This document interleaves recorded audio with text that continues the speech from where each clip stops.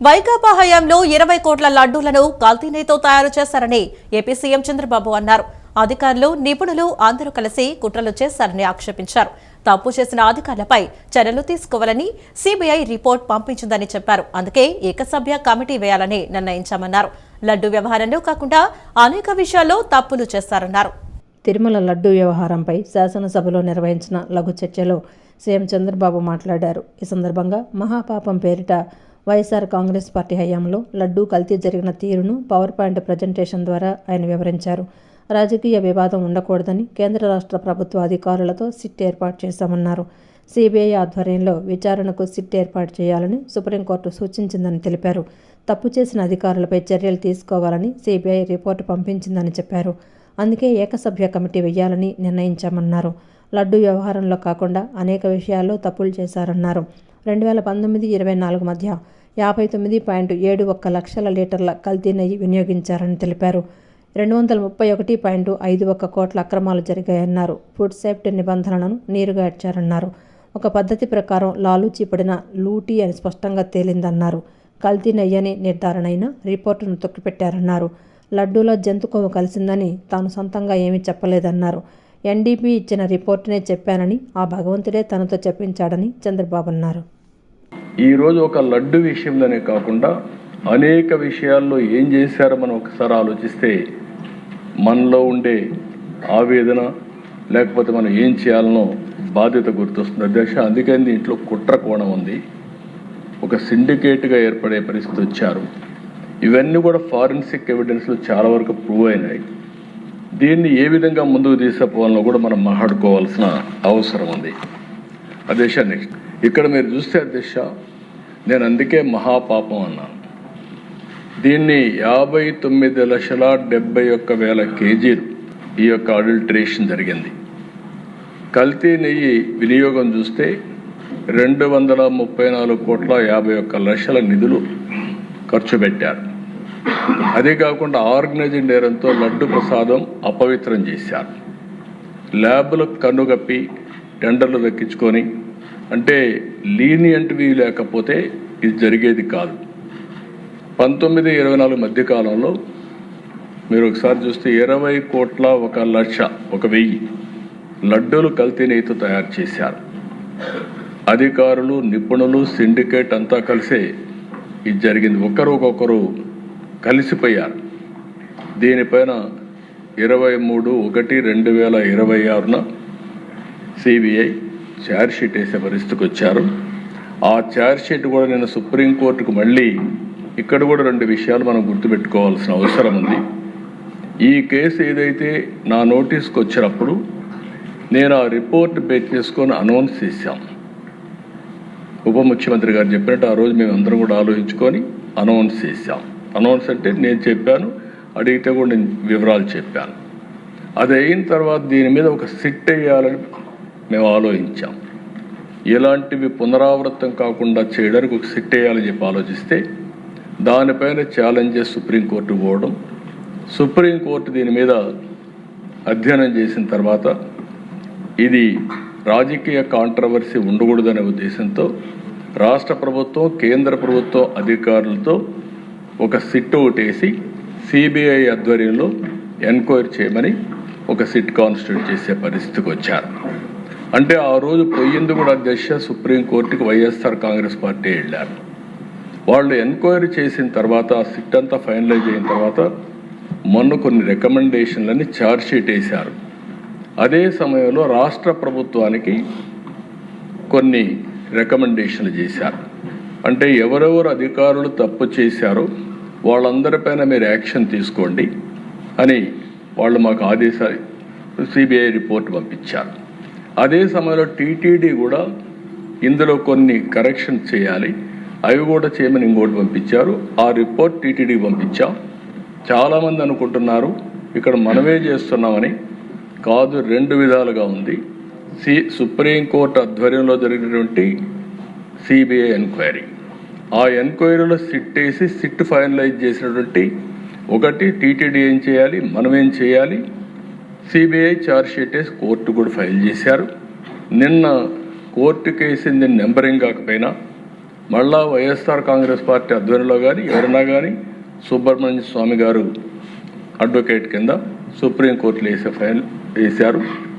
దీన్ని అడ్డుకునే ప్రయత్నం చేస్తే సుప్రీంకోర్టు చాలా స్పష్టంగా ఇందులో నథింగ్ రాంగ్, దీన్ని లాజికల్గా తీసుకుపోవాల్సిన అవసరం ఉంది, ముందుకు బొమ్మని వాళ్ళు వేసిన రిట్ని డిస్మిస్ చేసే పరిస్థితికి వచ్చారు. ఇప్పుడు చూస్తే అధ్యక్ష, ఆ సందర్భంలో నిన్న కొంతమంది నాయకుల యొక్క రిపోర్ట్లు కూడా నేను చూశాను. ఎందుకు మాట్లాడుతున్నారు, మీరు యాక్షన్ తీసుకోమని, అంటే రాష్ట్ర ప్రభుత్వమే యాక్షన్ తీసుకుంటుంది అనే విధంగా కూడా మాట్లాడుతున్నారు. ఇది కేంద్రంలో సిబిఐ ఉంది, సుప్రీంకోర్టు ఆధ్వర్యంలో జరిగింది. రాష్ట్ర ప్రభుత్వానికి కొన్ని రికమెండేషన్లు చేశారు అధికారులపైన యాక్షన్ తీసుకోమని. అవన్నిటిపైన యాక్షన్ తీసుకోవడానికే వన్ మ్యాన్ కమిషన్ వేసి ముందుకు పోతున్నాం. కల్తీ నెయ్యి వ్యవహారంలో దోషులు ఎవరైనా సరే శిక్ష పడాల్సిందేనని డిప్యూటీ సీఎం పవన్ కళ్యాణ్ అన్నారు. కల్తీ నెయ్యిలో ఏ రసాయనాలు వాడారో ఆ పెరుమాళ్లకే తెలియాలని, జంతు సంబంధ రసాయనాలు ఉన్నాయని ఎన్డీడీబీ రిపోర్టు చెప్పిందన్నారు. అది నెయ్యి కాదని సిబిఐ రిపోర్ట్ ఇచ్చిందని, ఇది ధర్మానికి సంబంధించిన విషయమన్నారు. సకల మతాలను గౌరవించడం ఈ దేశ సంస్కృతి అని పేర్కొన్నారు. టీటీడీ పాత బోర్డును జగన్ ఎందుకు వెనకేసుకొస్తున్నారు అంటే ఆయనకు భాగం ఉన్నట్టే కదా అని పవన్ అన్నారు. తిరుమల లడ్డు కల్తీ వ్యవహారంపై శాసనసభలో జరిగిన లఘు చర్చలు డిప్యూటీ సీఎం పవన్ కళ్యాణ్ మాట్లాడారు. శ్రీవారి లడ్డు ప్రసాదం తయారీలో నెయ్యి ఉపయోగించలేదని ఇప్పటికే తేలిపోయిందన్నారు. నెయ్యిలో రసాయనాలు కలవలేదని వైసీపీ అబద్ధాలు చెప్తోందని, అందుకే తాము వివరణ ఇవ్వాల్సి వచ్చిందని పవన్ తెలిపారు. కల్తీ నెయ్యి తయారీలోనూ సృజనాత్మకత చూపించారని, నెయ్యి కావాలంటే పాల నుంచే కాదు రసాయనాల నుంచి తయారు చేయవచ్చని నిరూపించారని ఎద్దేవా చేశారు. గత ప్రభుత్వ అధినేత తప్పు చేశారని తానెక్కడా చెప్పలేదని, అప్పటి టీటీడీ పాలక మండలి తన బాధ్యత నిర్వహణలో విఫలమైందని విమర్శించారు. తాము ఏ ఒక్కరిపైనా ఆరోపణలు చేయటం లేదని, జగన్ నియమించిన బోర్డు హయాంలోనే తప్పు జరిగిందని డిప్యూటీ సీఎం అన్నారు. నాటి టీటీడీ బోర్డు సభ్యులను మాజీ సీఎం జగన్ ఎందుకు వెనకేసుకొస్తున్నారని ప్రశ్నించారు. దర్యాప్తు జరిపి చర్యలు తీసుకోవచ్చని జగన్ చెప్తే సరిపోయేది, వెనకోసుకొస్తున్నారంటే మీకు భాగస్వామ్యం ఉన్నట్లే కదా అని అనుమానం వ్యక్తం చేశారు. అసలు నెయ్యిలో రసాయనాలు కలవలేదని వైసీపీ నేతలు చెప్పడమేంటని నిలదీశారు. ప్రసాదాన్ని అపవిత్రం చేసేందుకు కుట్ర జరిగిందని, సిట్టి తేల్చిందని చెప్పారు. నచ్చిన వారికి కాంట్రాక్టులు ఇచ్చుకునేందుకు నిబంధనలు సడలించారని పవన్ ఆరోపించారు. తిరుమల లడ్డు మీద జరిగిన ఈ కల్తీ ఈ డిబేట్కి సంబంధించి 68 లక్షల కిలోల నెయ్యి అని చెప్పే ఒక కల్తీ నెయ్యిని వాడారు. దీని మీద ఫస్ట్ ఇది ఎలా బయటకు వచ్చింది, గవర్నమెంట్ ఫామ్ అయిన కొత్తలో గౌరవ ముఖ్యమంత్రి గారు ఎన్డీఏ మీటింగ్ మమ్మల్ని అందరినీ పిలిచి కండక్ట్ చేసినప్పుడు ఆ రోజు ఒక నేషనల్ డైరీ డెవలప్మెంట్ బోర్డు చేసిన రిపోర్ట్ని చదివారు. వీళ్ళు గత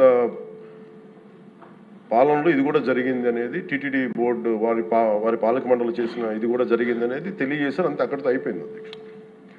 దాన్ని అంతకు మించి ముందుకు తీసుకెళ్ళాలి లేదంటే నేను అది విని నాకేమనిపించిందంటే ఇలాంటివి కూడా జరిగినాయా, ఎందుకంటే ఆల్రెడీ గతంలో తిరుమలకి పైకి వెళ్ళినప్పుడు కొంత స్థానికంగా కొంత ఉన్న చెప్పింది, తిరుమలలో చెప్పింది ఇవన్నీ కోరిలేట్ చేసుకొని కొంత ఆ ప్రసాదం కూడా క్వాలిటీ లేదని ఎలా చేశారు ఏంటో అనుకున్నాం. కానీ ఒక గబుక్కుని ఒకళ్ళ బ్లేమ్ చేయడం అనేది చాలా ఆలోచించి మాట్లాడతాం. ముఖ్యంగా పబ్లిక్ లైఫ్లో ఉన్నాం కానీ బాధ్యతగా ఉన్నాయి మా పొజిషన్లో.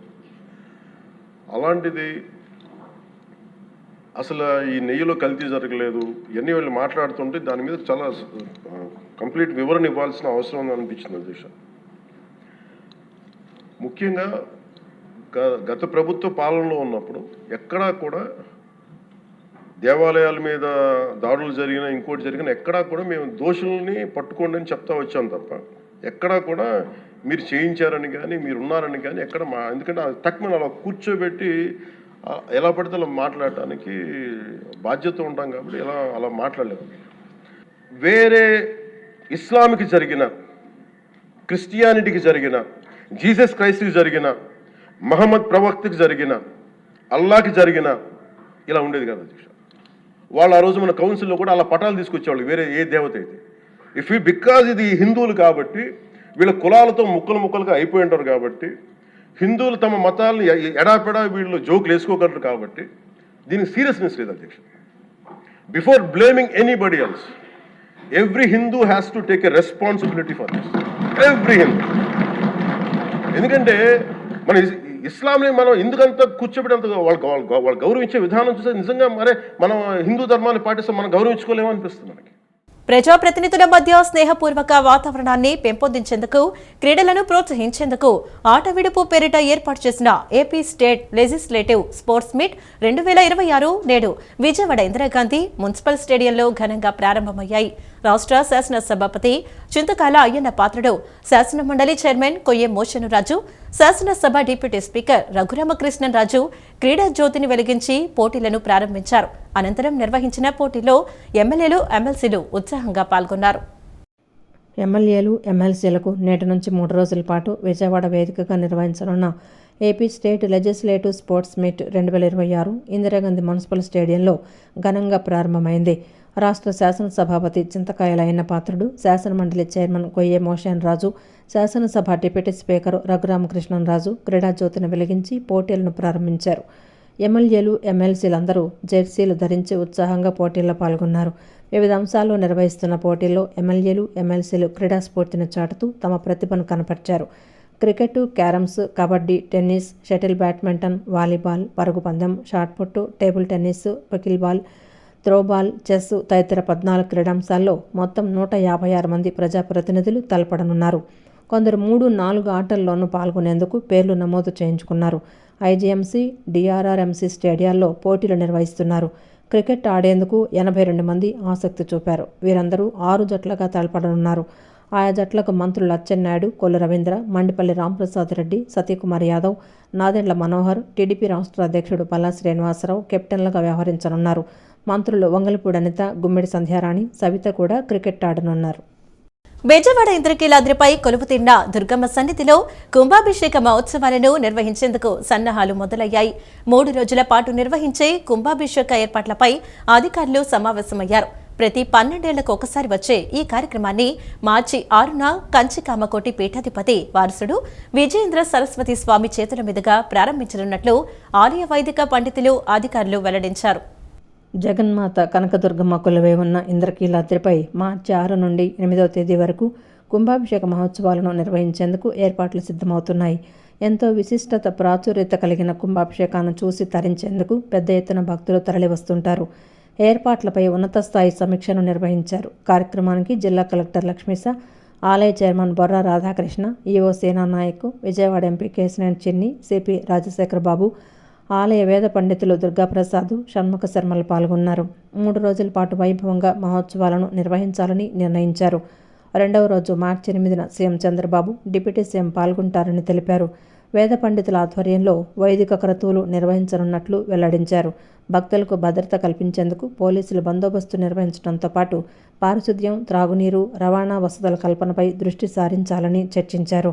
2028 పుష్కరాలను దృష్టిలో ఉంచుకొని ప్రత్యేక ప్రణాళికలు రూపొందిస్తున్నట్లు వివరించారు. రోజుకు 3 లక్షల మంది భక్తులు వస్తారని అంచనా వేసి అందుకు అనుగుణంగా ఏర్పాట్లు చేయాలని నిర్ణయించారు. 6వ తారీఖు, 7వ తారీఖు, 8వ తారీఖు ఈ 3 రోజుల్లో ప్రతి 12 సంవత్సరాలకి అమ్మవారికి పూర్ణ కుంభాభిషేకం జరుగుతుంది. అది గౌరవ ముఖ్యమంత్రి వర్యులు, డిప్యూటీ ముఖ్యమంత్రి వర్యులు, లోకేష్ గారు, మంత్రులు అందరూ కూడా ఈ ఉత్సవ కార్యక్రమంలో పాల్గొంటారు.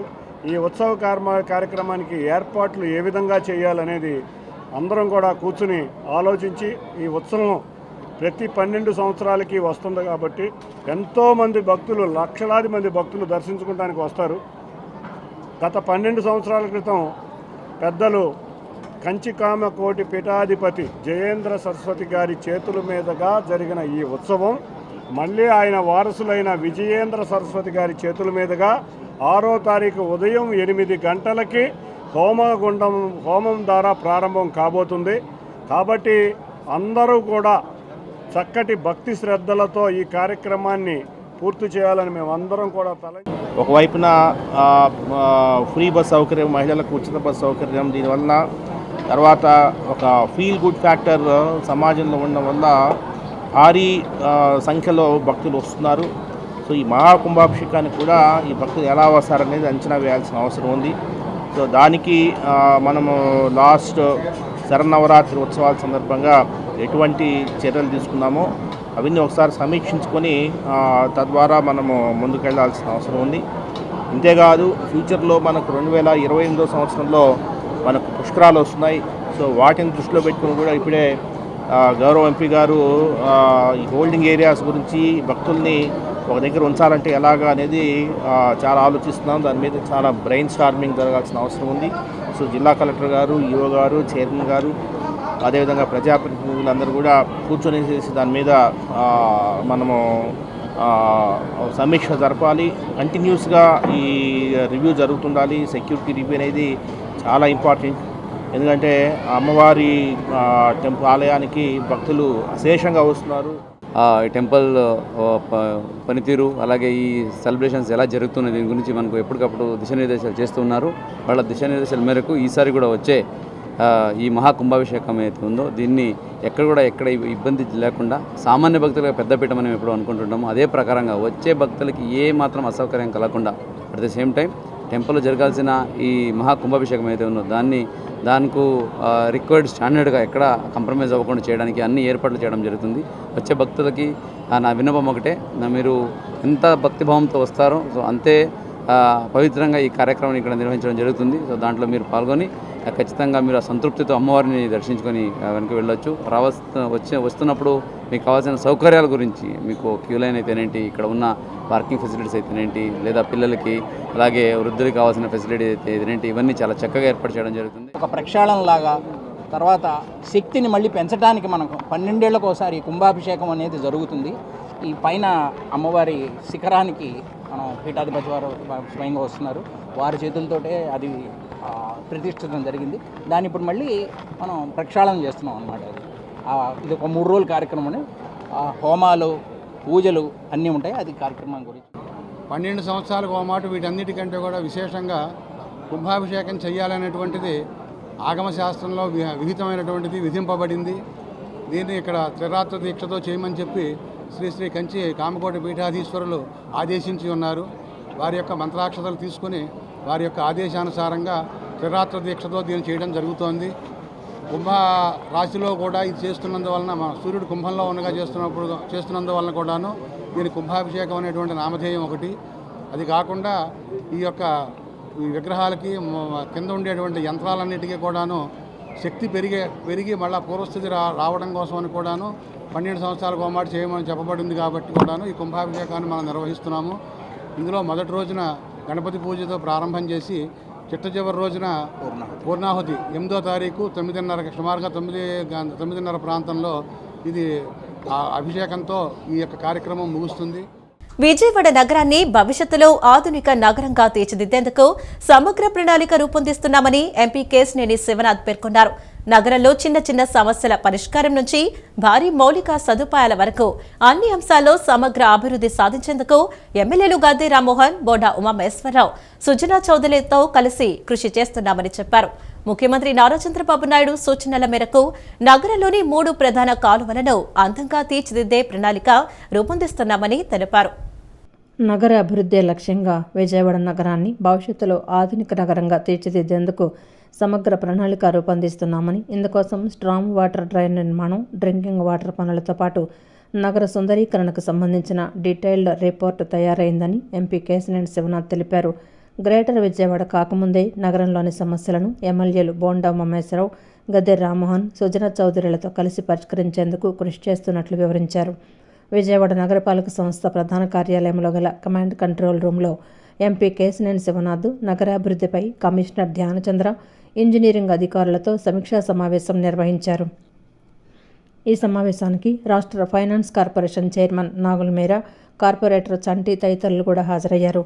ఈ సమావేశంలో ఎంపీ కేశినేని శివనాథ్ రానున్న వర్షాకాలం దృష్ట్యా నగరంలో వర్షపు నీరు రోడ్లపైన నిల్వ ఉండకుండా స్ట్రాంగ్ వాటర్ డ్రైన్ నిర్మాణ పనులకు విజయవాడ నగరపాలక సంస్థ వారు తయారు చేసిన డీటెయిల్డ్ ప్రాజెక్టు రిపోర్టు సమీక్షించారు.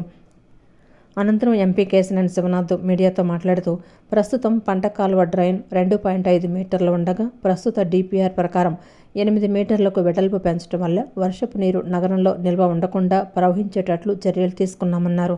నగరంలో ఇంకానూ వర్షపు నీటి డ్రైన్ల నిర్మాణం ఎక్కడైతే అసంపూర్తిగా ఉన్నాయో వాటిని పూర్తి చేసేటట్లుగా, ముఖ్యంగా కొండ ప్రాంతాలలో వర్షపు నీటి నిల్వల సమస్య లేకుండా ఈ డ్రైన్లు నిర్మించే విధంగా డిపిఆర్ తయారు చేశామని అన్నారు. అమరావతి ప్రాంతానికి అనుబంధంగా ఉన్న విజయవాడ నగరాభివృద్ధికి ప్రత్యేక మాస్టర్ ప్లాన్ సిద్ధం చేస్తున్నామని చెప్పారు. గత సంవత్సరం నుంచే storm water, under ground drainage, మంచినీటి సరఫరాకు సంబంధించి డిపిఆర్ సిద్ధం చేయాలని సూచించినట్లు తెలిపారు. గత పాలక మండలి డిపిఆర్ సిద్ధం చేయడానికి కూడా సుముఖత వ్యక్తం చేయకపోవడంతో రాష్ట్ర ప్రభుత్వ ఆదేశాలతో డిపిఆర్ పూర్తి చేయించినట్లు తెలిపారు. గతంలో ఎల్ఎన్టీ సంస్థ చేపట్టిన డ్రైనేజీ వ్యవస్థ, స్ట్రామ్ వాటర్ పనుల్లో ఉన్న లోపాలను గుర్తించామని, వాటిని సరిదిద్దుతూ ఎక్కడా సమస్యలు లేకుండా సమగ్ర డిపిఆర్ రూపొందిస్తున్నామని వివరించారు. రేపు రాబోయే కాలంలో అమరావతిలో ప్రాంతమైన ఈ విజయవాడ నగరం అభివృద్ధికి ఒక ప్రణాళికని రచించడం జరుగుతుంది. దాని ప్రకారం ఇవాళ గత సంవత్సర కాలం నుంచి స్ట్రామ్ వాటర్కి కానీ, అండర్ గ్రౌండ్ డ్రైనేజీకి కానీ, మంచినీళ్ళకి కానీ డిపిఆర్ రెడీ చేయమంటం జరిగింది. గత పాలక మండలి డిపిఆర్ రెడీ చేయడానికి కూడా సముఖత వ్యక్తం చేయలేదు. కానీ రాష్ట్ర ప్రభుత్వాల నుంచి మళ్ళీ మేము ఆదేశాలు తెచ్చుకుని డిపిఆర్ ఏజెన్సీకి డిపిఆర్ ఇవ్వడం జరిగింది. డిపిఆర్ కూడా పూర్తయింది. దీంట్లో కొత్తగా మనం ఏమన్నా మిస్టేక్స్ ఉన్నాయా, డ్రైన్ వాటర్ మనం చూస్తే స్ట్రామ్ వాటర్ డ్రైన్ పోయినసారి చేసింది ఎల్ఎన్టీ చేసిన దాంట్లో కొన్ని బ్లాక్ హోల్స్ ఉన్నాయి. వాటిలన్నింటినీ ఇబ్బంది లేకుండా ఫుల్ ఫ్లెడ్జ్డ్ డిపిఆర్ రెడీ చేస్తున్నాం. దానిలో భాగంగా ఇవాళ ఊరిని నేషనల్ హైవేస్, రేపు విజయవాడ నగరంలో రాబోయే నేషనల్ హైవేస్లో కానీ, రేపు విజయవాడ నగరంలో రాబోయే ఆర్ఓబీలు, ఆర్ఓబీలకి మున్సిపల్ కార్పొరేషన్ సిబ్బంది ఏ విధంగా కొన్ని కార్యక్రమాలు చేయాలి, వాటిలన్నింటినీ సమన్వయం పరచడం కోసం వాళ్ళతో కూడా ఒక మీటింగ్ ఏర్పాటు చేసే విధంగా ఇవాళ మీటింగ్లో డిస్కస్ చేయడం జరిగింది. తప్పకుండా విజయవాడ నగరం అభివృద్ధే మా అందరి యొక్క ధ్యేయం. ముఖ్యమంత్రి చంద్రబాబు అధ్యక్షతన సచివాలయంలో రాష్ట్ర మంత్రివర్గ సమావేశం జరిగింది. దాదాపు 55 అజెండా అంశాలకు రాష్ట్ర మంత్రివర్గం ఆమోదం తెలిపింది. పెట్టుబడుల ప్రోత్సాహక మండలి నిర్ణయాలకు కేబినెట్ ఆమోదించింది. విశాఖ, తిరుపతి, కాకినాడ జిల్లాల్లో పర్యాటక ప్రాజెక్టులకు అంగీకారం తెలిపారు. రాజమండ్రి, చీరాల, సత్యసాయి జిల్లాల్లో పర్యాటక ప్రాజెక్టులకు, సౌర, పవన, హైబ్రిడ్ ప్రాజెక్టులకు రాష్ట్ర కేబినెట్ ఆమోదముద్ర వేసింది.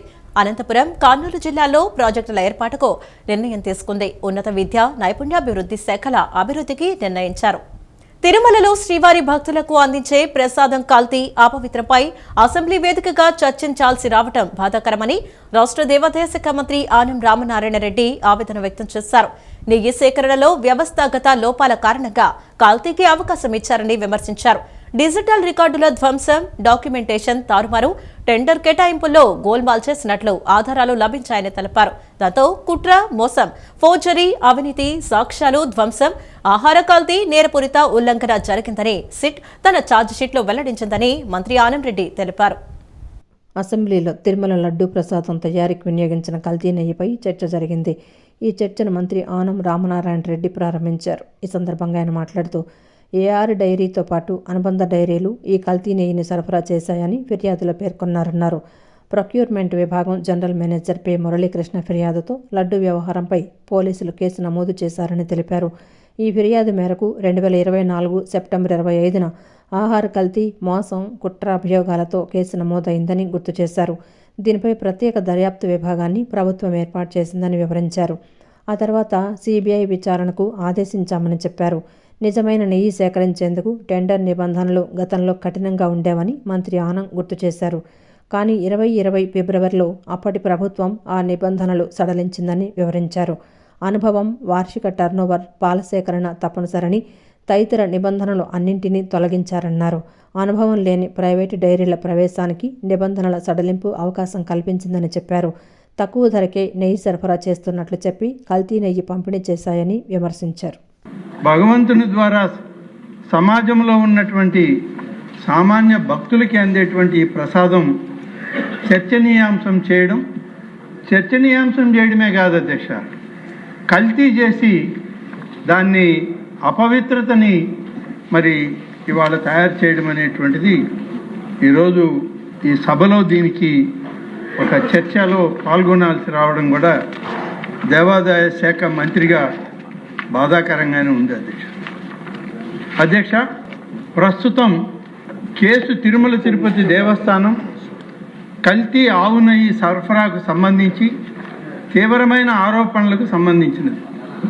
ఈ నెయ్యి తిరుమల మరియు తిరుచానూరు ఆలయాల్లో భక్తులకు సమర్పించే శ్రీవారి లడ్డు మరియు ఇతర పవిత్ర ప్రసాదాల తయారీలో ప్రధాన పదార్థంగా ఉపయోగించబడుతుంది.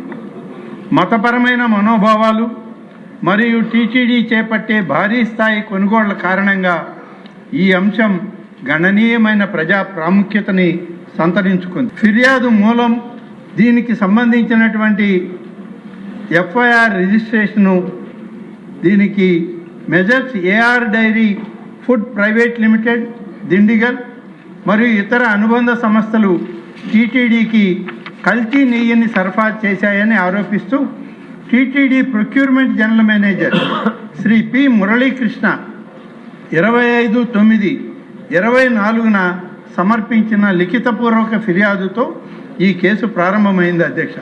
దీని ప్రకారం కుట్ర, మోసం, ఫోర్జరీ, ఆహార కల్తీ, నేరపూరిత విశ్వాస ఉల్లంఘన, సాక్ష్యాల ధ్వంసం, అవినీతికి సంబంధించి బిఎన్ఎస్ ఐపీసీ అవినీతి నిరోధక చట్టం మరియు ఆహార భద్రత చట్టాల క్రింద 6/5/2025 నాటి ఛార్జ్షీట్ నంబర్ సిట్ 01/2025ను సమర్థవంతమైన కోర్టులో దాఖలు చేయడం జరిగింది.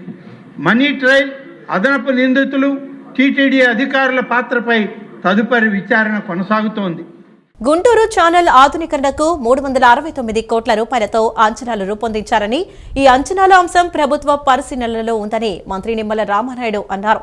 ఛానల్ పొడిగింపునకు 285 కోట్లు విడుదల చేశామని మంత్రి నిమ్మల వెల్లడించారు. మంగళగిరిలో అండర్ గ్రౌండ్ డ్రైనేజీ వ్యవస్థ ఏర్పాటు చేస్తున్నామని తెలిపారు. Guntur channel ఆధునీకరణపై AP శాసనమండలిలో MLC Murugudu Hanumantharao ప్రశ్న లేవనెత్తారు. 2014-19లో అప్పటి టీడీపీ ప్రభుత్వం గుంటూరు ఛానల్కు 370 కోట్ల నిధులు మంజూరు చేస్తూ జీవో జారీ చేసిందన్నారు. అయితే 2021లో ఆ నిధులను రద్దు చేస్తూ కొత్త అంచనాలు రూపొందించాలని నిర్ణయించినట్లు గుర్తు చేశారు. కూటమి ప్రభుత్వం అధికారంలోకి వచ్చాక 369 కోట్లతో పనులు చేపట్టడానికి సిద్ధంగా ఉందని మంత్రి స్పష్టం చేశారు. ఛానల్ పొడిగింపునకు 285 కోట్లు విడుదల చేశామని మంత్రి నిమ్మల వెల్లడించారు. మంగళగిరిలో అండర్ గ్రౌండ్ డ్రైనేజీ వ్యవస్థ ఏర్పాటు చేస్తున్నామని తెలిపారు. గుంటూరు ఛానల్లో మురుగు కలవకుండా చూడాలని, దీనిపై మంత్రి నారా లోకేష్ కూడా స్పందించి చర్యలు తీసుకోవాలని ఆలపాటి రాజా కోరారు. దీనిపై మంత్రి లోకేష్ స్పందిస్తూ మొదటి దశ కింద అండర్ గ్రౌండ్ డ్రైనేజ్ ఏర్పాటు చేయాలని నిర్ణయించామని తెలిపారు. ఈ యొక్క గుంటూరు ఛానల్ అనేది ఆ రోజు అంటే 1972లో అంటే దగ్గర 50 సంవత్సరాలు ఈ యొక్క ఛానల్ నిర్మాణం జరిగినటువంటి పరిస్థితుల్లో ఆ యొక్క ఛానల్కి సంబంధించినటువంటి ఏవైతే కెనాల్ బండ్స్ కానీ, అదేవిధంగా ఆ యొక్క కెనాల్కి సంబంధించినటువంటి స్లోప్స్ కానీ, ఆ కెనాల్ బండ్స్ యొక్క టాప్ స్లోప్స్ కానీ, ఇవన్నీ కూడా అంటే అక్కడ భారీ వర్షాలకు కానీ, తుఫాన్లకు కానీ దెబ్బతిన్నటువంటి పరిస్థితి. అదేవిధంగా ఆఫ్టెక్ స్లూయిస్ కానీ, హెడ్ వాల్స్ కానీ, షట్టర్స్ కానీ, యూటీ కానీ ఏవైతే ఉన్నాయో ఇవి కూడా 50 సంవత్సరాలు అవడం వల్ల ఇవి కూడా శిథిల వ్యవస్థకు చేరి ఉన్నటువంటి పరిస్థితి అధ్యక్ష.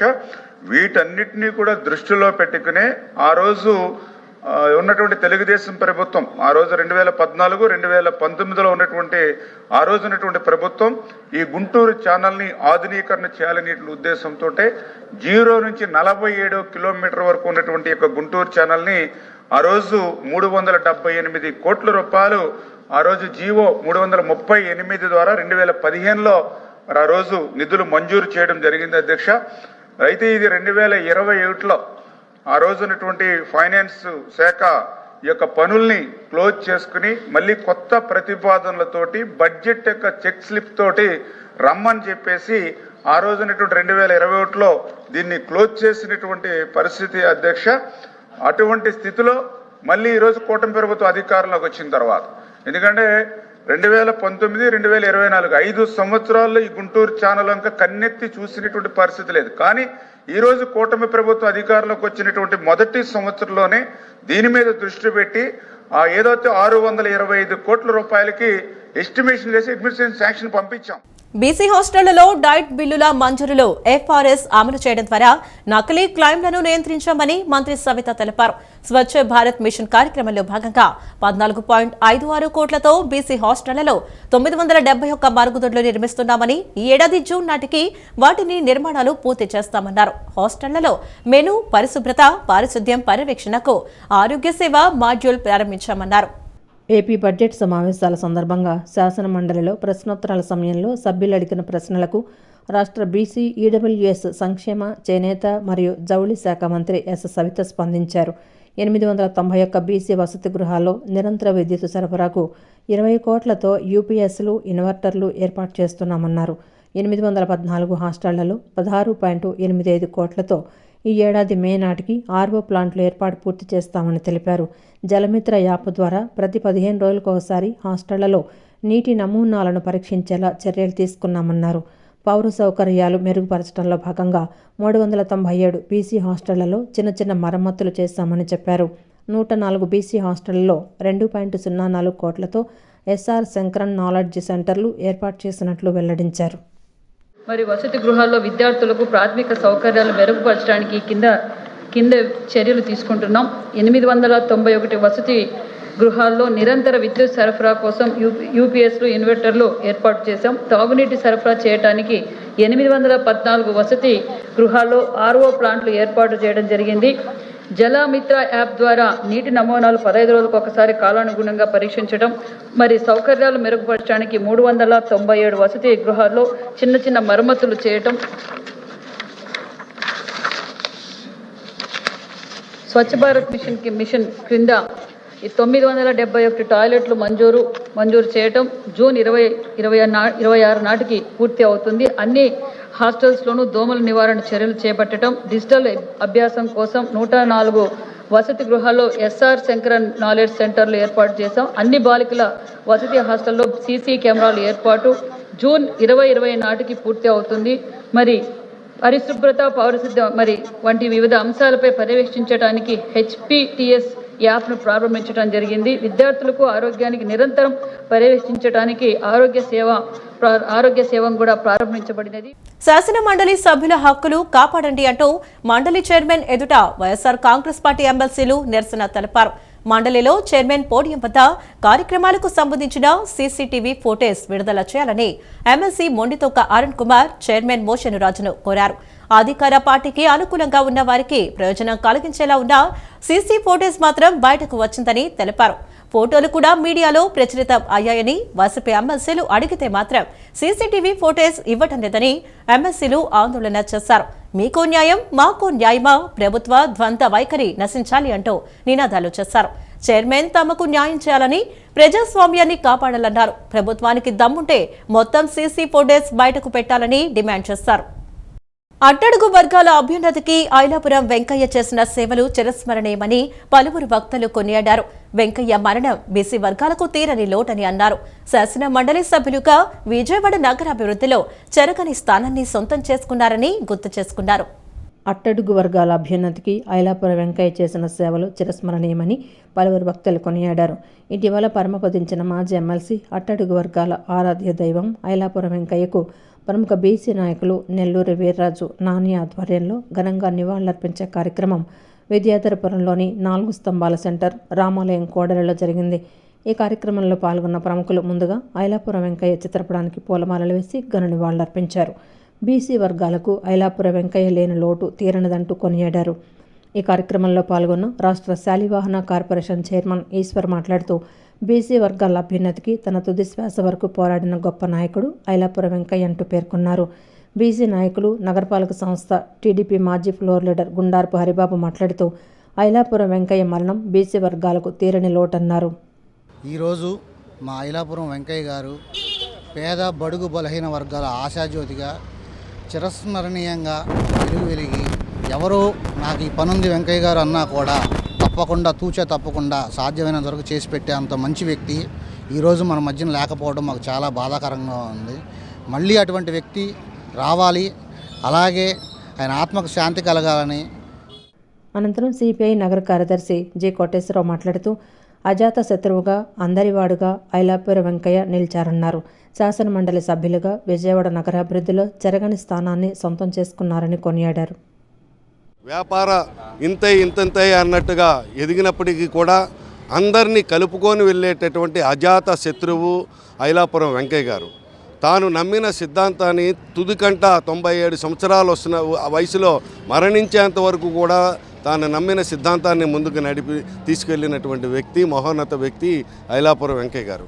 ఈ రోజున రాజకీయాల్లో చూస్తున్నాం, ఎవరు ఏ రాజకీయ పార్టీలో ఉన్నారో తెలియనటువంటి రోజులు ఈ రోజున ఊసరవెల్లిలాగా మారిపోతున్నటువంటి రోజుల్లో కూడా కాంగ్రెస్ పార్టీ తాను నమ్మిన కాంగ్రెస్ పార్టీ జెండాని తుది వరకు కూడా అదే పార్టీలో ఉండి అదే సేవ చేసినటువంటి వ్యక్తి.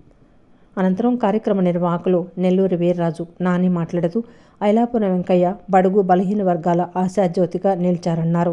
శాలివాహన సంఘీల అభ్యున్నతికి, వారి సమస్యల పరిష్కారానికి ఎనలేని కృషి చేశారన్నారు. విజయవాడ నగరాభివృద్ధిలో ప్రజాప్రతినిధిగా ఏ సమస్య వచ్చినా ముందుండి పరిష్కరించేందుకు చొరవ చూపేవారని అన్నారు. అట్టడుగు స్థాయి నుంచి వచ్చిన ప్రజాభిమాన నేతగా ఐలాపురం వెంకయ్య నిలిచారని, ఆయన లేని లోటు తీరనిదని అన్నారు. ఈ సందర్భంగా వందలాది మందికి అన్నదాన కార్యక్రమాన్ని నిర్వహించి ఐలాపురం వెంకయ్యకు జోహార్లు అర్పించారు. పైగా అన్నదాన కార్యక్రమం ఏర్పాటు చేశారు నెల్లూరు వీర్రాజు గారు. ఈ కార్యక్రమంకి ఇక్కడ జి కోటేశ్వరరావు, ఇతర పెద్ద నాయకులు, స్థానిక శాలివాహన సంఘ నాయకులు అందరూ కూడా పాల్గొన్నారు. ఈ కార్యక్రమం ఐలాపురం వెంకయ్య గారికి సంతాపం తెలియజేస్తూ, పెరుగుతున్న ధరలకు అనుగుణంగా ముఠా కార్మికుల కూలీ రేట్లు పెంచాలని అసోసియేషన్లను ముఠా కార్మిక సంఘాల ఐక్య కార్యాచరణ కమిటీ నేతలు డిమాండ్ చేశారు. సంప్రదాయం ప్రకారం 2 సంవత్సరాలకు ఒకసారి కూలీ రేట్లు పెంచాల్సి ఉండగా ఆ సంప్రదాయాలకు తిలోదకాలు ఇస్తున్నారని మండిపడ్డారు. మార్చి 5న కూలీ రేట్లు పెంచాలని, లేని పక్షంలో నిరవధిక సమ్మెకు దిగుతారని వారు హెచ్చరించారు. ముఠా కార్మికులకు కూలీ రేట్లు పెంచాలని డిమాండ్ చేస్తూ ముఠా కార్మిక సంఘాల ఐక్య కార్యాచరణ కమిటీ ఆధ్వర్యంలో పాతబస్తీ సామారంగ్ చౌక్ నుండి కాళేశ్వరరావు మార్కెట్ వరకు నిరసన ర్యాలీ చేపట్టారు. ఈ సందర్భంగా సిపిఎం రాష్ట్ర కార్యదర్శి సభ్యులు దోనేపొడి కాశీనాథ్, ఏఐటీయూసీ ఎన్టీఆర్ జిల్లా ప్రధాన కార్యదర్శి ఎన్సీహెచ్ శ్రీనివాస్ మాట్లాడుతూ మార్చి 5వ తేదీ నుండి ముఠా కార్మికులు సమ్మె చేయనున్నట్లు ప్రకటించారు. గత 5 మాసాలుగా కార్మికులకు కూలీ రేట్లు పెంచాల్సి ఉండగా ఇప్పటి వరకు కూలీ రేట్లు పెంచలేదని ఆగ్రహం వ్యక్తం చేశారు. సాంప్రదాయం ప్రకారం 2 సంవత్సరాలకు ఒకసారి కూలీ రేట్లు పెంచాల్సి ఉండగా ఆ సాంప్రదాయాలకు తిలోదకాలిస్తున్నారని మండిపడ్డారు. వ్యాపారం లేదని, కూలీ రేట్లు పెంచడం లేదని చెప్తున్న వ్యాపారస్తులు వ్యాపారం ఉన్నప్పుడు అదనపు కూలీ ఏమైనా ఇచ్చారా అని నిలదీశారు. ధరలు పెరుగుతున్న నేపథ్యంలో కూలీ రేట్లు కూడా పెంచాల్సిన అవసరం ఎంతైనా ఉందన్నారు. మార్చి 5 వరకు ముఠా కార్మికులు గడువిచ్చారని, కానీ ఇప్పటి వరకు స్పందించకపోవడం బాధాకరమన్నారు. అసోసియేషన్లు వెంటనే కూలీ రేట్లు పెంచేలా సానుకూలంగా స్పందించాలని, లేని పక్షంలో సమ్మె తప్పదని హెచ్చరించారు.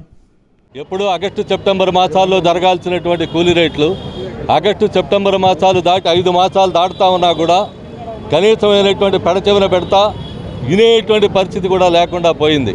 పిలిచి మాట్లాడటం అని చెప్పనేటువంటి సాంప్రదాయానికి తిలోదకాలు ఇచ్చారు. ఎప్పుడు పిలుస్తారు, ఎప్పుడు చేస్తారని చెప్పనేటువంటిది కార్మికులకి అయోమయంగా మారింది. అందుకనే ముఠా కార్మికులు సాంప్రదాయాలకు అనుగుణంగా 2 సంవత్సరాలకు ఒకసారి జరిగేటువంటి కూలీ రేట్ల పెంపుని తిరిగి కొనసాగించమని చెప్పనని డిమాండ్ చేస్తూ ఉన్నారు. ఆ డిమాండ్ని పక్కన పెట్టి మాకు వ్యాపారాలు లేవని చెప్పనని, అవి లేవని చెప్పనని సన్నాయి నొక్కులు నొక్కుతూ ఉన్నాయి అసోసియేషన్లు. మేము అడుగుతూ ఉన్నాం, వ్యాపారం పెరిగినటువంటి సందర్భంలో కూలీ రేట్లు అదనంగా ఏమన్నా ఇచ్చారా? ఇక్కడ 7 మాసాలైనా కానీ కూలీ రేట్లు కాల పరిమితి పూర్తి అయిపోయి ముఠా కార్మికులకు యాజమాన్య సంఘాలు కూలీ రేట్లు పెంచకపోవడం అనేటువంటి బాధాకరమైన విషయం. వెంటనే కూలీ రేట్లు పెంచాలని చెప్పేసి సిఐటి డిమాండ్ చేస్తూ ఉంది. ముఠా కార్మికులు చేపట్టబోయేటువంటి మార్చి 5వ తేదీ ముఠా కార్మికుల సమ్మెకు సిఐటియు సంపూర్ణ మద్దతు తెలియజేస్తూ ఉంది. ఇప్పటికైనా యాజమాన్యం ఆలోచించాలి. వ్యాపార అభివృద్ధిలో కీలకమైన పాత్ర పోషిస్తున్నటువంటి ముఠా కార్మికుల కూలీ రేట్లు పెంచడం అనేటువంటిది పండగల కారణంగా వాయిదాలు పడుతూ వచ్చినాయి. సంక్రాంతి పండగ దాటిన తర్వాత 19వ తారీఖున మేము జనవరి 19న నోటీస్ ఇవ్వడం జరిగింది. కూలీ రేట్ల పెంపుదలకు అసోసియేషన్లు మమ్మల్ని పిలిచి చర్చలు జరపాలని, నిత్యావసర వస్తువులు పెరిగిపోయినాయి, కరెంటు రేట్లు, గ్యాస్ రేట్లు, మన వాహనాలకు వాడే పెట్రోల్ రేట్లు, అలాగే అన్ని ట్యాక్సులు పెరిగిన సందర్భంలో కార్మికులకు కూలీ రేట్లు పెంచి ఆదుకోవాలని చెప్పేసి యాజమాన్యాలకు విజ్ఞప్తి చేశాం. అయినప్పటికీ కూడా యాజమాన్యాలు నెల రోజులవుతున్నా స్పందించని పరిస్థితుల్లో మేము ఈ రోజున ప్రదర్శన చేయడం ద్వారాగా ప్రవక్త మొహమ్మద్ జీవితం బోధనల పట్ల అవగాహన కలిగించేందుకు రాష్ట్ర స్థాయి వ్రాత పరీక్షను నిర్వహించనున్నట్లు ప్రభుత్వం కాజీ ఇలియాజ్ ఖాదరి తెలిపారు. హుజూర్ సల్లల్లాహు అలైహి వసల్లం మొహమ్మద్ ప్రవక్త యొక్క బయోగ్రఫీపై ఆయన జీవన విధానంపై ప్రశ్నలను ఇవ్వటం జరుగుతుందని, 17 సంవత్సరాల నుండి 25 సంవత్సరాల లోపు వయసు కలిగిన వారందరూ అర్హులని చెప్పారు. జూన్ 6వ తేదీన వ్రాత పరీక్ష 3 భాషల్లో నిర్వహించడం జరుగుతుందని, అనంతరం గెలుపొందిన విజేతలకు బహుమతులు ఇవ్వటం జరుగుతుందని చెప్పారు. ప్రవక్త మహమ్మద్ జీవితం బోధనలను ప్రోత్సహించడానికి రాష్ట్ర స్థాయి వ్రాత పరీక్ష కార్యక్రమమైన అఖైదీ ఇస్లాం వా సీరతున్ నబీ సల్లల్లాహు అలైహి వసల్లం యొక్క అడ్మిషన్ల ప్రకటనపై విజయవాడ చిట్టినగర్లోని ఈద్గా షాదీఖానా నందు మీడియా సమావేశం నిర్వహించారు. ఈ సందర్భంగా వారు మాట్లాడుతూ మజ్లిస్ ఏ ఇస్తాక్బా ఆర్గనైజింగ్ కమిటీ సభ్యులు మాట్లాడుతూ ప్రవక్త మహమ్మద్ జీవితం బోధనలను ప్రోత్సహించడానికి రాష్ట్ర స్థాయి వ్రాత పరీక్షను నిర్వహిస్తున్నట్లు తెలిపారు. హుజూర్ సల్లల్లాహు అలైహి వసల్లం మహమ్మద్ ప్రవక్త యొక్క బయోగ్రఫీపై, ఆయన జీవన విధానంపై ప్రశ్నలను ఇవ్వటం జరుగుతుందని, దానికి సమాధానాలు రాయవలసి ఉంటుందని తెలిపారు. ఈ పరీక్షకు 17 సంవత్సరాల నుండి 25 సంవత్సరాల లోపు వయసు కలిగిన వారందరూ అర్హులని, ఈ వ్రాత పరీక్ష 3 భాషలలో నిర్వహించడం జరుగుతుందని, అనంతరం గెలుపొందిన విజేతలకు బహుమతులు ఇవ్వటం జరుగుతుందని చెప్పారు. వ్రాత పరీక్షలో గెలుపొందిన మొదటి విజేతకు మక్కా యాత్ర అవకాశం కల్పిస్తున్నట్లు, రెండవ విజేతకు 15,000 రూపాయల నగదును అందించనున్నట్లు, మూడవ విజేతకు 10,000 రూపాయల నగదును అందిస్తామని చెప్పారు. వ్రాత పరీక్ష రాసే వారిని 2 గ్రూపులుగా, అంటే అరబిక్ గ్రూప్ యూనివర్సిటీల విద్యార్థులకు ఒక గ్రూపుగా ఏర్పాటు చేసి ఏప్రిల్ 14వ తేదీ వరకు అప్లికేషన్లు తీసుకుంటామని, జూన్ 6వ తేదీన రాత పరీక్షను నిర్వహించి ఆగస్టు 16వ తేదీన బహుమతి ప్రదానోత్సవం చేస్తామని స్పష్టం చేశారు. ఎల్లప్పుడూ టీవీ, ఫోను ఇదే ఉంది. కొత్త జనరేషన్ క్యారెక్టర్తో వెనక వెళ్ళిపోయారు. మేమేంటంటే కొత్త జనరేషన్కు, ముస్లిం సమాజానికి చెందిన కొత్త పిల్లగాళ్లకు వాళ్లకు ఒక మంచి బ్రెయిన్కు వాష్ చేసి ఒక మంచి అభిప్రాయము తీసుకుని వద్దాం వాళ్ళ దీంట్లో అని ప్రయత్నం చేస్తున్నాం. ఈ ప్రోగ్రాం ఏంటంటే సొంత డబ్బులతో ఒక 50 మంది కలిసి మేము ఏర్పాటు చేసుకున్నాం. 5 లక్షలు 6 లక్షలు ఖర్చు వస్తుంది. ఒక ఎగ్జామినేషన్ పెట్టాం. ఎగ్జామినేషన్ ఏంటి, ముస్లిం సమాజానికి చెందిన ఈ యూత్ ఆడపిల్లలు కానీ మగపిల్లలు కానీ యూనివర్సిటీ, కాలేజెస్, హై స్కూల్లో చదువుకునే ఒక గ్రూపు, అరబిక్ స్కూల్స్లో చదువుకునే వాళ్ళ ఒక గ్రూప్. 17 ఇయర్స్ నుంచి 25 ఇయర్స్ వరకు ఏజ్ లిమిట్ ఉంది. ఆ ఏజ్ వాళ్ళందరేమో దీంట్లో 3 భాషల్లో రాస్తారు. రాసి డైరెక్ట్గా దాని తర్వాత రాసిన తర్వాత కాంపిటీషన్ అయిన తర్వాత డైరెక్ట్గా ప్రైజెస్ కూడా ఉన్నాయి. ఆల్రెడీ మా గురుగారు చెప్పారు, హాఫీజ్ ఇలియాజ్ అహ్మద్ గారు, అన్ని ప్రైజెస్ ఏమేమి ఉంటాయి అది అని. ఇది ఏంటంటే అందరూ, మా మెసేజ్ ఏంటంటే అందరూ, చాలామంది మన గురుగారు కూడా ఉన్నారు, ఖదీర్ గారు ఉన్నారు, నెక్స్ట్ ఏమో హాఫీజ్ సిరాజ్ గారు ఉన్నారు, అలాగే పెద్ద ఆయన అహ్మద్ అలీ గారు కూడా ఉన్నారు, అలాగే పెద్ద ఆయన అందరూ ఉన్నారు. చాలామంది దీని గురించి చాలామంది రాలేదు, ఎందుకంటే ఉపాసాలు ఉన్నారు కాబట్టి. సో నెక్స్ట్ టైం నుంచి వాళ్ళు కూడా వస్తారు. डायरेक्ट हाफिज़ साहब से और मुझसे जो है फ़ोन पर राबिता कायम करके और इसमें शामिल हो सकते हैं, इसलिए कि हमारे अखलाक जो है वो अच्छे होना है. ये जो फ़ोन वगैरह की वजह से ये तमाम नई नस्ल जो बर्बाद हो चुकी है आज, उसे हम जो है इस्लाह करना चाहते हैं. हम एक अच्छा कदम लेकर जो है सूबाई तौर पर पूरे स्टेट लेवल में जो है हम ये कोशिश कर रहे हैं. आप हजरात से, मीडिया वालों से और तमाम से मेरी गुजारिश है कि इसमें हमारा साथ दे. हमारे अखलाक, हमारे कैरेक्टर्स, हमारे हुज़ूर सल्लल्लाहु अलैहि वसल्लम की उस्वा हसना औसाफ़ और अखलाक़ करीमा जो है हमारे. విజయవాడ ఏపీఐఐసి కాలనీలోని జమాక్ హౌసింగ్ కాలనీలో శ్రీ మణికాంత్ ఆధ్యాత్మిక యాగక్షేత్రం ఆధ్వర్యంలో శ్రీనివాసరావు, సుమా బాల దంపతులు హనుమాన్ చాలీసా పారాయణం కార్యక్రమాన్ని నిర్వహించారు. ప్రతి ఇంట, ప్రతి చోట హనుమాన్ చాలీసా పారాయణం చేస్తే స్వామివారి అనుగ్రహం, ఆశీస్సులు లభిస్తాయని శ్రీ మణికాంత్ ఆధ్యాత్మిక యాగక్షేత్రం వ్యవస్థాపకులు డాక్టర్ బిహెచ్ రవికుమార్ తెలిపారు. విజయవాడ ఏపీఐఐసి కాలనీలోని జమాక్ హౌసింగ్ కాలనీలో శ్రీనివాసరావు, సుమా బాల దంపతులు హనుమాన్ చాలీసా పారాయణం కార్యక్రమాన్ని ఘనంగా నిర్వహించారు. శ్రీ మణికాంత్ ఆధ్యాత్మిక యాగక్షేత్రం ఆధ్వర్యంలో ఈ పారాయణం కార్యక్రమాన్ని వైభవంగా జరిపించారు. నున్న నుంచి వచ్చిన బ్రహ్మరాంబ హనుమాన్ చాలీసా బృందం హనుమాన్ చాలీసా పారాయణం చేశారు. ఈ సందర్భంగా శ్రీనివాసరావు మాట్లాడుతూ, హనుమాన్ చాలీసా పారాయణం చేస్తే అంత మంచి జరుగుతుందని తెలిపారు. స్వామివారి పారాయణం చేస్తే ప్రతి ఇంట ప్రతి చోట స్వామివారి అనుగ్రహం ఉంటుందన్నారు. ఈ హనుమాన్ చాలీసా పారాయణము పెట్టుకున్నాము. రవికుమార్ గారి ఆధ్వర్యంలో మన ప్రకాష్ మాస్టర్ భజన బృందం చేత పెట్టుకున్నాము. అంతా బాగా జరిగింది, బ్రహ్మాండం జరిగింది. ఆంజనేయ స్వామి కృపతోటి అంతా మంచి జరుగుతుందని. అనంతరం శ్రీ మణికాంత్ ఆధ్యాత్మిక యాగక్షేత్ర వ్యవస్థాపకులు డాక్టర్ బిహెచ్ రవికుమార్ మాట్లాడుతూ ఇంటింటా హనుమాన్ చాలీసా పారాయణం కార్యక్రమంలో భాగంగా నేడు జమాక్ కాలనీలో హనుమాన్ చాలీసా పారాయణం కార్యక్రమాన్ని నిర్వహించామన్నారు. అన్ని చోట్ల ఈ పారాయణం కార్యక్రమాన్ని నిర్వహిస్తున్నామని, స్వామివారి అనుగ్రహంతో అందరికీ మంచి జరగాలని కోరుకుంటున్నామని, అందరికీ స్వామివారి ఆశీస్సులు ఉండాలని ఆకాంక్షించారు. 3వ తేదీన జరిగే గ్రహణం వల్ల కొన్ని రాసులు, నక్షత్రాల వారికి కొన్ని ఇబ్బందులుంటాయని చెప్పడం జరుగుతుందని, అయితే గ్రహణ ప్రభావం భారతదేశంలో లేదన్నారు.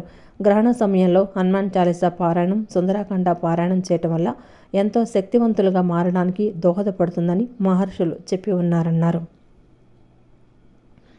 ఈ హనుమాన్ చాలీసా పారాయణం చేసుకునేటువంటి అవకాశం దొరుకుతుంది. మరి అలాగే నున్న గ్రామం నుంచి వచ్చినటువంటి ఈ మహిళా భక్తులందరూ కూడా చక్కగా వచ్చి ఇంటింటికి కూడా పారాయణం చేయడంలో భాగంగా వారి సాయశక్తుల వారు కూడా కృషి చేస్తూ మరి డాక్టర్ రవికుమార్ ఆధ్వర్యంలో ఈ కార్యక్రమం అంతా జరుగుతుంది కనుక మరి ఈ రోజున ఈ గృహంలో ఈ హనుమాన్ చాలీసా పారాయణం చేసేటువంటి భాగ్యం కల్పించినటువంటి శ్రీనివాసరావు గారి దంపతులకి ఆంజనేయ స్వామి వారి కృప ఎల్లప్పుడూ కూడా సదా ఉండాలని చెప్పేసి మా సమాజం తరఫున కోరుకుంటూ మరి అలాగే మనకి ఇక్కడ ఉన్నటువంటి భక్తులందరూ కూడా మరి రవి గారి ఆధ్వర్యంతో మరి ఇంటింటికి కూడా హనుమాన్ చాలీసా పారాయణం చేసుకునేటువంటి భాగ్యం కల్పించమని. ఈ సందర్భంగా శ్రీ మణికాంత్ ఆధ్యాత్మిక క్షేత్రం ప్రకాష్ శర్మ మాట్లాడుతూ యాగక్షేత్రం నుంచి హనుమాన్ చాలీసా పారాయణం చేయడం ప్రారంభించామని, 6 మాసాల నుంచి అనేక చోట్ల ఈ కార్యక్రమం నిర్వహిస్తున్నామని అన్నారు. నున్న గ్రామం నుంచి వచ్చిన మహిళా బృందం డాక్టర్ రవికుమార్ ఆధ్వర్యంలో కార్యక్రమం జరిగిందన్నారు. శ్రీనివాసరావు దంపతులకు ఆంజనేయ స్వామి కృప ఎల్లప్పుడూ ఉండాలని ఆకాంక్షించారు. కొన్ని నక్షత్రాల వాళ్ళకి, కొన్ని రాశుల వాళ్ళకి కొన్ని ఇబ్బందులన్నీ చెప్పడం జరుగుతుంది. సో ఆ గ్రహణ ప్రభావం అనేది మనకి ఇండియాలో అంత ఇదిగా ప్రభావం అనేది లేదు. సో ఆ గ్రహణ సమయంలో ఏదైతే ఆ గ్రహణ సమయంలో హనుమాన్ చాలీసా కానీ పారాయణం కానీ, సుందరాకాండ పారాయణం కానీ ఉండటం వల్ల ఎంతో శక్తి, ఇంకా గ్రహణ యొక్క కారకత్వాలు ఇబ్బంది పట్టకుండా ఇంకా మీ ఎంతో శక్తివంతులుగా మారడానికి ఎంతో మహర్షులు మనకు తెలియజేసి ఉన్నారు. పరాశర మహర్షి వారే మనకు ఆ అమ్మవారి పార్వతీదేవి ఆయనకి చెప్పిన జాతక విశ్లేషణ కూడా ఆయన చెప్పి ఉన్నారు. పుస్తక గ్రంథాల్లో కూడా తెలియజేయడం ఉంది. అందుకని జ్యోతిష్యం గురించి భయపడాల్సిన అవసరం లేదు. అలాగే జ్యోతిష్యంలో కూడా చాలా ప్లస్లు ఉంటాయి. జాతకంలో లగ్న బలాల నుంచి సప్తమ, షష్టమ, అష్టమ భావాల్లో చాలా బలాలు, షడ్బలాలు ఉంటాయి. ఆ అన్నింటిని కూడా కారణంగా చూసుకుని మైనస్లు చెప్పడం జరుగుతుంది. పీపీపీ పేరుతో ప్రభుత్వ ఆస్తులను కార్పొరేట్ కంపెనీలకు కబంధ హస్తాలతో పెట్టాలని చూడటం దుర్మార్గమని సిఐటియు రాష్ట్ర ప్రధాన కార్యదర్శి కె ఉమామహేశ్వరరావు అన్నారు. వర్కౌట్ సోర్సింగ్ పేరిట కార్మికులు, ఉద్యోగస్తులు బయటకు గెంటేయాలని చూస్తున్నారని దుయ్యబట్టారు. తమ డిమాండ్లు పరిష్కరించాలని కోరుతూ విజయవాడ ధర్నా చౌక్ వద్ద మున్సిపల్ వర్కర్స్ ఎంప్లాయీస్ ఫెడరేషన్ ఆధ్వర్యంలో నిరసన కార్యక్రమాన్ని చేపట్టారు. అనంతరం రాష్ట్ర ప్రధాన కార్యదర్శి మాట్లాడుతూ రాష్ట్ర ప్రభుత్వం కార్మికులకు తక్షణమే జీతాలు మంజూరు చేయాలని డిమాండ్ చేశారు. రాష్ట్ర ప్రభుత్వం అసెంబ్లీలో 3,32 కోట్ల భారీ బడ్జెట్ ప్రకటించారని, మున్సిపల్ కార్మికులకు కూడా బడ్జెట్ కేటాయిస్తారని 1000 కళ్లతో ఎదురుచూస్తున్నారని తెలిపారు. ట్రిపుల్-పీ పేరుతో ప్రభుత్వ ఆస్తులను కార్పొరేట్ కంపెనీలకు కబంధ హస్తాలతో పెట్టాలని సర్కారు చూడటం చాలా దుర్మార్గమన్నారు. వర్కౌట్ సోర్సింగ్ పేరిట కార్మికుల ఉద్యోగులను బయటకు గెంటేయాలని చూస్తున్నారని మండిపడ్డారు. కేంద్ర ప్రభుత్వం నుంచి పట్టణాలకు వచ్చే నిధులు ఆగిపోయి ప్రమాదం ఉందని తెలిపారు. జీవో నంబర్ 1645 ప్రకారం మున్సిపల్ కార్మికులకు పీఆర్సీ, టీఏడీఏ అమలు చేయాలన్నారు. గత 17 రోజులుగా సమ్మెకాలపు ఒప్పందాలకు జీవోలు జారీ చేయాలన్నారు. ఎన్ఎంఆర్ బదిలీ, Covid, daily wage, M-book, additional workers, clap డ్రైవర్లకు సమాన పనికి సమాన వేతనం చెల్లించాలన్నారు. 24,500 జీతం పొందుతున్న వారికి హెల్త్ కార్డులు ఇవ్వాలన్నారు. పర్మనెంట్ కార్డులకు డిఏ, సరెండర్ లీవుల బకాయిలు చెల్లించడంతో పాటు పదవీ విరమణ 62 ఏళ్లకు పెంచాలని, గ్రాట్యుటీ చెల్లించాలని, పిల్లలకు ఉద్యోగాలు ఇవ్వాలని, రాష్ట్ర ప్రభుత్వమే మున్సిపల్ కార్మికులకు వేతనాలు చెల్లించాలని డిమాండ్ చేశారు. ఇప్పుడు పీల పేరుతో ఈ రాష్ట్రాన్ని మొత్తం కార్పొరేట్ శక్తుల కబంధ హస్తాల్లో పెట్టేందుకు ఈ రాష్ట్ర ప్రభుత్వం సిద్ధమైంది. ఇటువంటి విధానాలు మానుకోమని చెప్పి రాష్ట్ర ప్రభుత్వానికి మేము చెప్పదలుచుకున్నాం. మున్సిపాలిటీల్లో కూడా వర్కౌట్ సోర్సింగ్ పేరుతో కార్మికులందరినీ మున్సిపాలిటీల నుండి గెంటేయాలని చూస్తున్నారు. ఇది సరైన పద్ధతి కాదు. ఒకవైపు కేంద్ర ప్రభుత్వం బడ్జెట్లో పట్టణాలకు కేటాయించే డబ్బులు 15,000 కోట్లు తక్కువ కేటాయించింది. అంటే మన రాష్ట్రానికి వచ్చే వాటా కూడా తగ్గిపోయింది. ఈరోజు రాష్ట్ర ప్రభుత్వాలకు ఇచ్చే వాటాలు తగ్గిపోతున్నాయి. రేపు రాబోయే రోజుల్లో పట్టణాలకు వచ్చే నిధులు తగ్గిపోతాయి. కేంద్రం నుంచి రాష్ట్ర ప్రభుత్వం మీద కూడా అదనపు భారం పడింది. అనేక ప్రభుత్వ పథకాలకి ఇప్పుడు దాకా 10% కట్టినటువంటి ప్రభుత్వం రేపు 40% కట్టాల్సి వస్తుంది. ఇవన్నీ కడితే మున్సిపాలిటీల దగ్గర డబ్బులు ఉండవు, మున్సిపాలిటీలు జీతాలు ఇవ్వలేని పరిస్థితి వస్తుంది. అందుకే ప్రభుత్వం జీతాలు ఇవ్వాలి, ప్రభుత్వమే జీతాలు ఇచ్చి కార్మికులను ఆదుకోవాలి. ఈ వార్తలు ఇంతటితో సమాప్తం. నమస్కారం.